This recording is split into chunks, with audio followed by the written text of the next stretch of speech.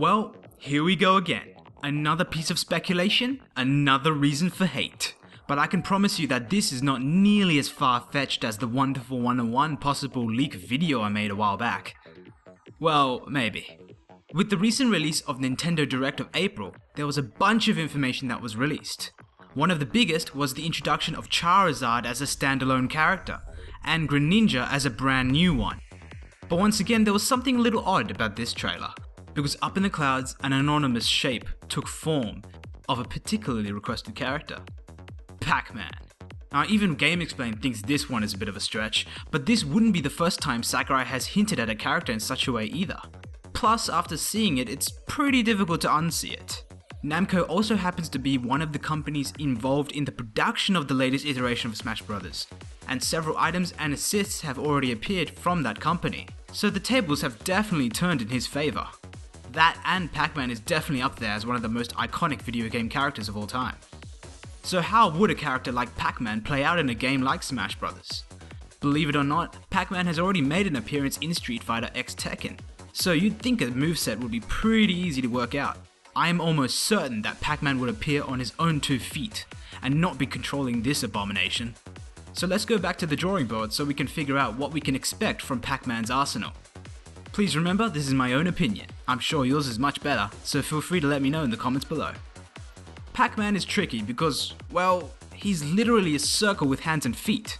But I think if there was anything they could take inspiration from, it would be his appearance in Pac-Man Dash, the Ghostly Adventures video game, and Pac-Man World. But going back to the Street Fighter X Tekken, I think there are a few obvious ones we can take from it.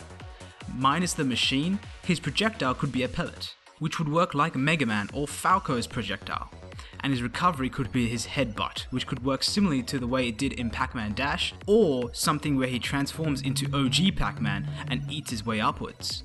Speaking of eating, an obvious move would be a chomp, either working in the way that Wario did for his neutral special, or a running chomp for his side special that would consist of 3 or more chomps that would damage the opponent.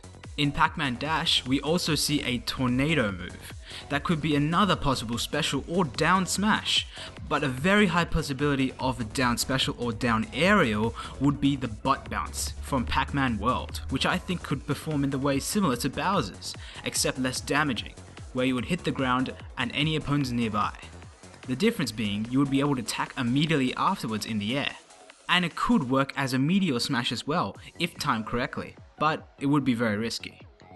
In Ghostly Adventures, there was also an emphasis on Pac-Man's ability to change attacks according to the elements. Perhaps a down special that would allow him to switch between elements on the go. But this is unlikely because Sakurai is getting rid of transition characters with the separation of Samus and Zero Suit and Zelda and Sheik. And with regard to his standard and smash attacks, I think most of it would be oriented around head movement, where he would jut out his head in various directions to chomp and gnaw at the opponent, whether it be in the air or on the ground, followed by variations in kicks and punches.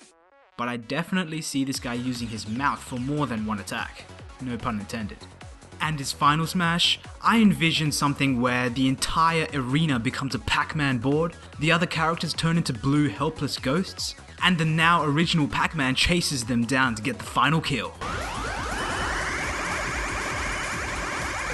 But if you have any ideas for a possible moveset for Pac-Man, please let me know in the comments below. I'll be doing more of these types of videos with other potential characters, as well as possible changes for returning ones. So be sure to subscribe so you can stay tuned for more. Thank you, and I hope you have a good night.